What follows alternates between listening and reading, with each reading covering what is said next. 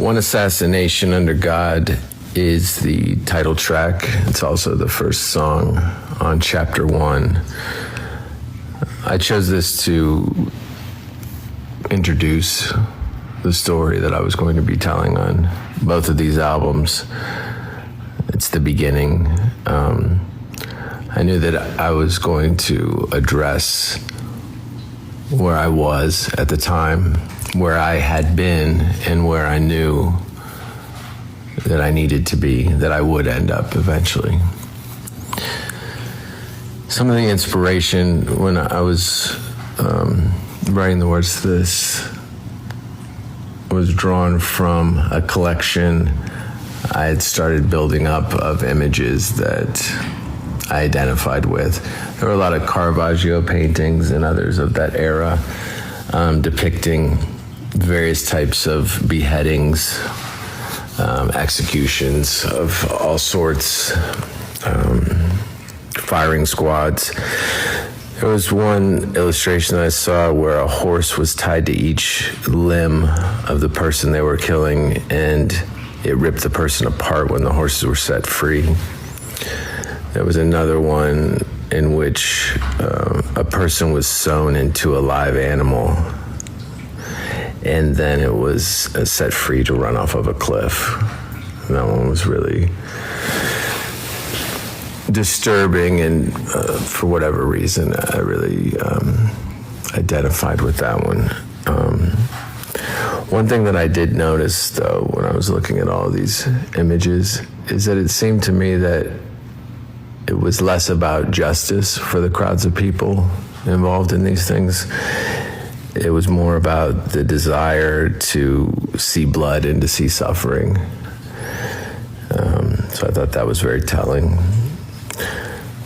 Musically, with this song, I knew that it needed to be dramatic, cinematic, and military at times. And then when we got to the chorus, I wanted it to be a very melancholy release so that it was able to capture all the emotions that I was feeling. When I got to the end of the song where I scream the word assassination, I think it was probably one of the most defining and important moments in my entire musical career. When I listen to it now, I still get chills, and when I perform it live, also it really gives me a lot of complicated emotions go along with it. No Funeral Without Applause was an interesting song. It began lyrically with the line, all that's lost and all that's forgotten will have no funeral without applause. And I presented that to Tyler, and the guitar melody that begins the song sort of grew from that. And this song, I feel like I was still in a state of mourning when I wrote this. And I guess I was mourning a life that I thought I had lost, but hadn't yet come to realize it wasn't one that I would want anymore. This is another song that when I hear it and when I sing it live, it really brings a lot of emotions to the top for me. But now it's more of a remembrance of something that I lived through rather than any sort of eulogy for myself or any sort of sadness for something that I didn't really understand how to face other than to speak through a song. Not if you understand is a phrase that's usually associated with someone who is unable to speak and they have to answer a question, usually under threat of violence. I really identified with the guitar riff and the drums for this. It reminded me of a lot of things that I listened to when I was a lot younger. And lyrically, this was probably the truest, deepest part of me behind the patience and restraint that I was trying to show in my personal life. This is how I felt when I woke up most days. So it spoke for me, this song. And it let me come to terms with my art as how I will always defend and define myself. As sick as the secrets within, to me, this song is the heart of chapter 1. It's alchemical, it's biblical, it's deeply personal. For me, it was flexing muscles I didn't know that I had or I would need to break the exoskeleton, to shed the past, to unhaunt myself. For me, this song isn't simply about sobriety. It's about outsmarting your demons in whatever form they have chosen to harm you. Musically, all of the parts really inspired me to bring it all together, vocally and lyrically. Something that I do often on this album, or on both albums actually, I do it in the bridge of Not If You Understand, and I do it here, also in the bridge when I sing the part, or I speak the part, I was never your taxidermy. There's the narrative that's coming from first person, and then there's always this other voice that comes in, and I'm not really sure where that voice comes from, but it became a style of writing on this album, unconsciously or sometimes intentionally, but when I listen back to it, it's an unusual experience that I can almost hear it from an outside point of view. The painting that I chose to go along with this is obviously the album cover, but it's also in the music video, which was my first time doing that in quite some time, and it was my first time approaching it in the way that I did. And I actually finished the painting on camera when we were filming the music video. It was done. The painting was almost complete, but I wanted to complete it on camera to make a point about the song and about the art itself, and how it related to the lyrics. Sacrilegious.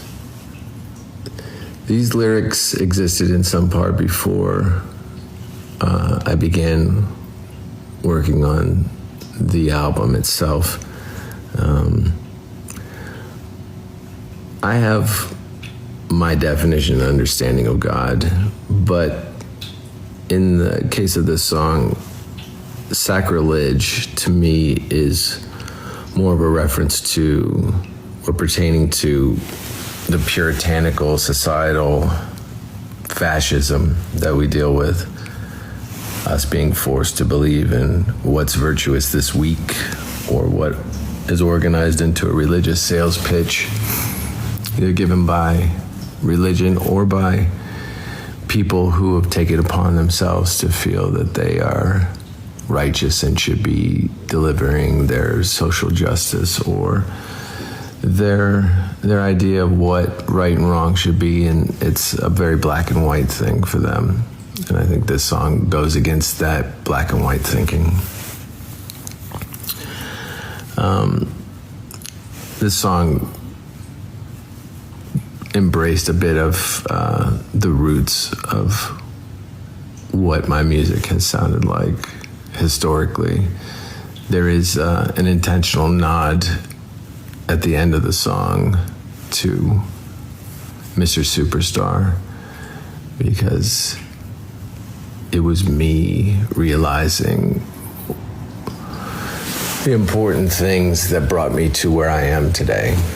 And I wanted to have a small tribute to that in some way with this song.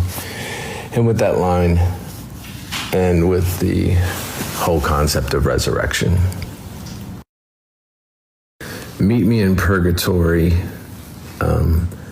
Musically, I'm really pleased with the post-punk guitars and the beat that we accomplished making this song. This period of writing the album still felt very much like I was in the cocoon phase in my own personal purgatory. I wanted to address my feelings of fear and uncertainty, but I also wanted to explore the romance and real love that I was experiencing with my wife. It made me realize I could shape my world how I wanted, and with the strength of this love, I didn't need other nourishment from the outside world. So for me, this was a new approach to talking about love in a song. I don't think I've ever addressed it quite like this. Death is not a costume. The painting that I chose to accompany this song, I think, really represents it musically and lyrically. I think they really belong together. This song, I remember writing the week of Halloween that year, and I had a dream about people trick-or-treating, and I started thinking about how surreal it is to be a costume, the anonymity of masks, and the whole paradox of people wearing masks of my face. So I woke up and I wrote these words, and we created music to reflect the really complicated emotions that were going into this one. To me, sonically and melodically, it's one of my favorite songs of One Assassination Under God. So I really enjoy playing this song live, and it's one that I enjoy going back and listening to a lot as well. Raise the red flag. I knew right away this song was going to be a mission statement for chapter 1. No apologies will be accepted from those who doubted or betrayed me. When you're confident in yourself and in the truth, people who lie look like utter fools and amateurs. And this song is really the anthem for that mentality. Sacrifice of the Mass. The song brings to an end chapter 1. I remembered a small black book that belonged to my father. It was part of Catholic church services and funerals, and it said the sacrifice of the Mass on the cover of it. And I guess that was the inspiration to choose that as the title. This was probably the hardest song on the record for me to write. Musically, it's very beautiful, very raw, haunting.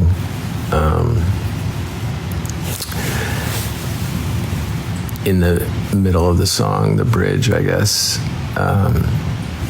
again, it takes on another identity, sort of steps in to speak for me. And I really love the beautiful keyboards that accompany that section.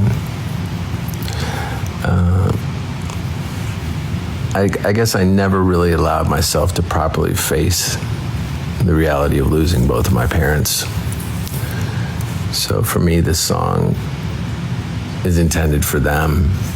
It's an amends to my past self.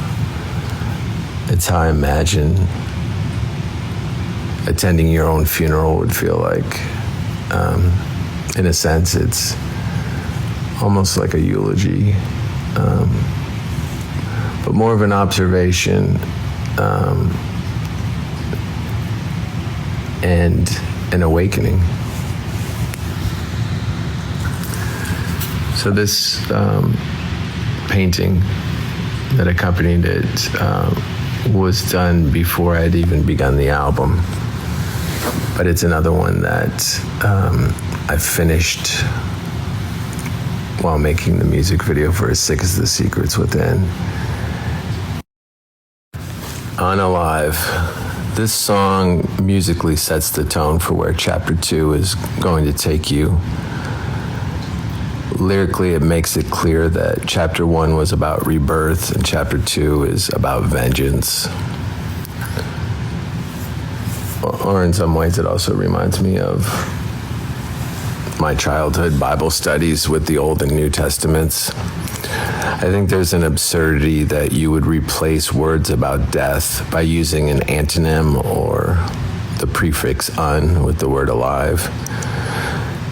But I chose to manifest it for myself here as a magic word like abracadabra. This song for me works like a nursery rhyme or a spell. It's an incantation that conjures who I knew I would need to become who I am now. Don't answer the door. Musically, this starts to introduce what Chapter 2 is going to really feel like. Lyrically, it's about being strong enough to maintain your four walls, your floor, and your ceiling. This is sitting in your new skin, knowing what can and can't harm you.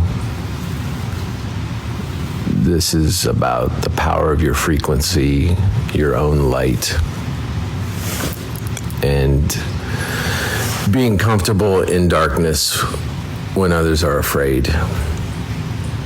It's also about never repeating the mistake of letting lesser thans and lower companions into your house to destroy it. This song is really about realizing your power. Front Toward Enemy. This song musically really just takes your head off, and it reminded me of a lot of the stories that my father would tell me about war when I was growing up, and the claymore mines that were used in battle that had this phrase embossed on the front of them. I guess that the get up and fight, here I hear my father's voice, reminded me of my responsibility to myself and to those who are counting on me. Is the voice that's shaking me and telling me to not accept what I'm being given, to demand more. And it's me passing along that message to everyone else, that we aren't going to be subjected to your fraudulent posturing and artless, godless existence. And simply that you can't fuck with us anymore.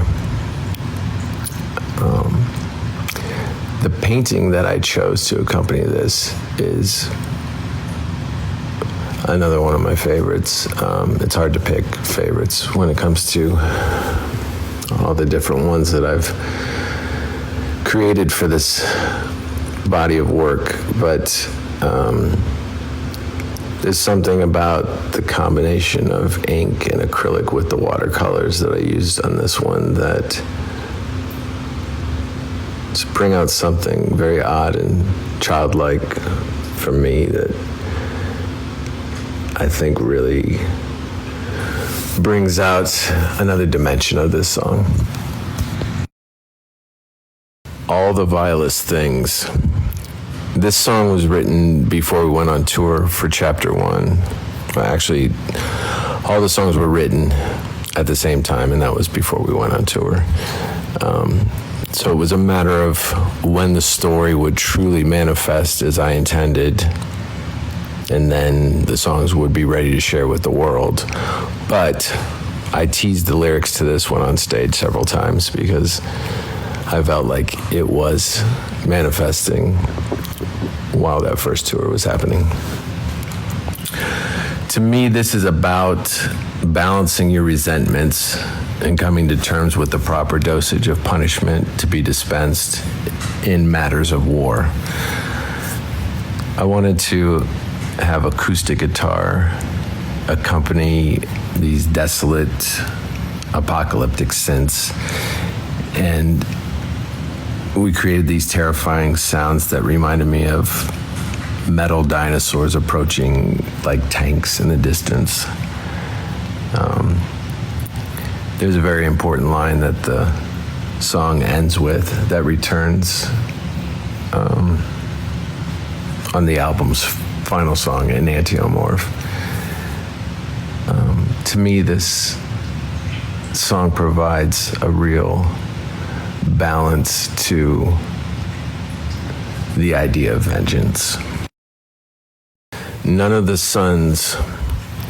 This song for me is really showing my love for post-punk and goth music. In some ways, though, it's a distant relative to If I Was Your Vampire, but an entirely different perspective, though. I remember when I was obsessed with the life of Lewis Carroll, it was fascinating to me how he refused to sleep and that nighttime was his creative playground. And this was the case for me for many years in different periods of my life. But outrunning daylight seemed to be a way to cheat death.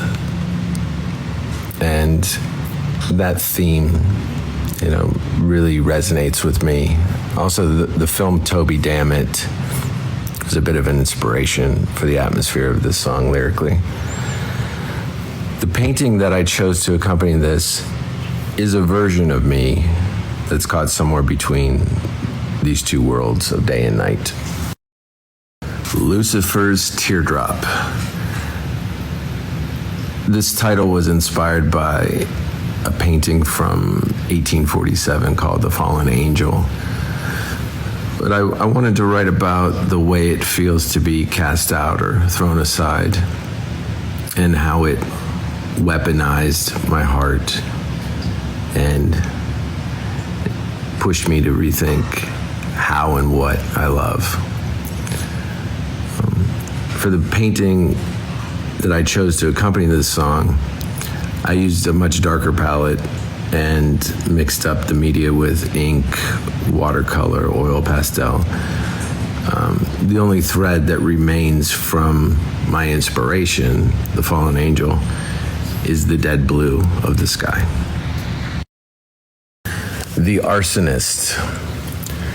This is the moment when the narrative of the entire story, chapter 1 and 2, crystallizes into a battle stance. The pen isn't mightier than the sword, it is the sword. And like the painting I created for this song, the burned scar tissue here has formed an armor. Exit wound. When I was painting Necromancer for the album cover, I was also working on the lyrics for this song. The image reminds me a lot of the character of Death in the Ingmar Bergman film, The Seventh Seal. In the bridge of this song, I return to the idea of one It, of course, appears in the album title, and it occurs intentionally throughout both chapters of this body of work. It's something that listeners can look into deeper and draw their own conclusions and find similarities in their own lives. I love the guitar work and grinding rhythm of this song. It's a comfortable glove for me to wear musically. An Antiomorph.